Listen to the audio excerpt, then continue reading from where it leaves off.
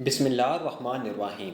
Eiffel tower کی construction 1887 میں شروع ہوئی تھی اور اس کا مکمل ہونے میں 2 سال اور 2 مہینے لگے تھے۔ آئیفل ٹاور 41 ایئرز تک دنیا کی ٹالسٹ بلڈنگ رہا ہے۔ اس کی کنسٹرکشن میں 7300 ٹن آئرن اور 2.5 ملین ریوٹس لگے تھے، اور اس کا نتیجہ یہ ہوا کہ آج بھی 2 ملین لوگ ہر سال اس عجوبے کو وزٹ کرنے جاتے ہیں۔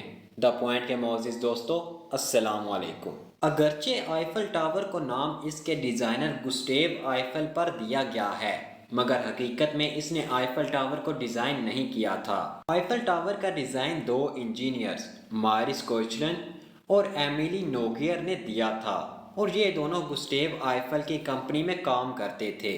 ان دونوں کو ڈر تھا کہ کوئی ایسا نقشہ نہ بن جائے جو لوگوں کے سینٹیمنٹس کو ہرٹ کر دے۔ ان دونوں نے آئیفل ٹاور کے 100 سے زیادہ نقشوں کو ریجیکٹ کیا تھا، اور آخرکار ان کے اس نقشے کو اپروو کیا گیا۔ گسٹیو آئیفل نے آئیفل ٹاور کے سب سے اوپری حصے پر ایک اپارٹمنٹ بھی بنایا تھا، جہاں پر وہ دنیا کے مشہور لوگوں کو ہوسٹ کرتا تھا۔ اس جگہ پر ایک مرتبہ تھامس ایڈیسن بھی آئے تھے۔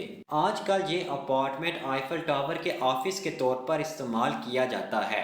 یہاں پر گسٹیو آئیفل، اس کی بیٹی اور تھامس ایڈیسن کے ویکس اسٹیچو بھی موجود ہیں۔ آئیفل ٹاور کو بنانے کا مقصد دنیا کو فرانس کی انڈسٹریل پاور ظاہر کرنا تھا۔ اس کے مکمل ہونے کے 20 سال بعد ہی، یعنی کہ 1910 میں اس کو توڑنے کا بھی پروگرام بنایا گیا، مگر گسٹیو نے ٹاور کے اوپری حصے پر ریڈیو اینٹینا اور وائرلیس ٹرانسمیٹر لگا دیے، اور 1910 میں ریڈیو کا استعمال اتنا زیادہ اور اہم ہو چکا تھا کہ اس کو گرانے کا پروگرام کینسل کرنا پڑا اور اس کو 70 سال کی ایکسٹینشن دی گئی۔ مگر 1980 میں آئیفل ٹاور اتنا مشہور ہو چکا تھا کہ اب اس کو گرانا تقریباً ناممکن بن گیا۔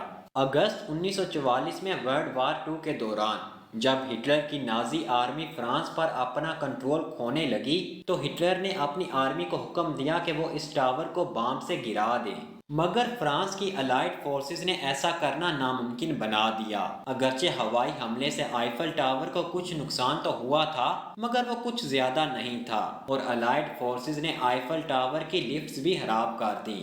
اسی وجہ سے تقریباً پورے پیرس پر قبضہ کرنے کے باوجود ہٹلر کو آئیفل ٹاور کے اوپر چڑھنا نصیب نہیں ہوا۔ پچھلے کئی سالوں سے آئیفل ٹاور میں مختلف بزنسز ہوتے رہے ہیں، جیسا کہ 1889 میں ایک اخبار لی فگارو کا آفس آئیفل ٹاور کے فرسٹ فلور پر 6 مہینے رہا۔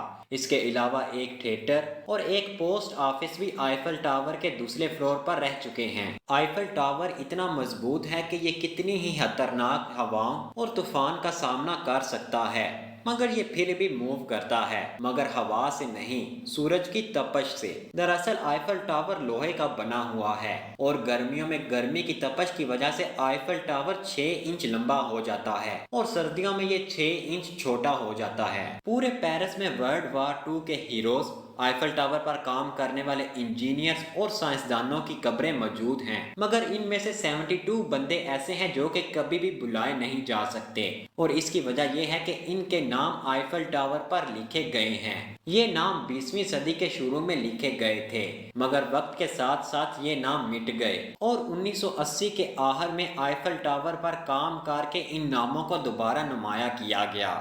ہر 7 سال بعد آئیفل ٹاور پر 60 ٹن پینٹ کیا جاتا ہے۔ اس سے آئیفل ٹاور تو خوبصورت ہوتا ہی ہے، اس کے علاوہ یہ آئیفل ٹاور کے لوہے کو رسٹنگ سے بھی بچاتا ہے۔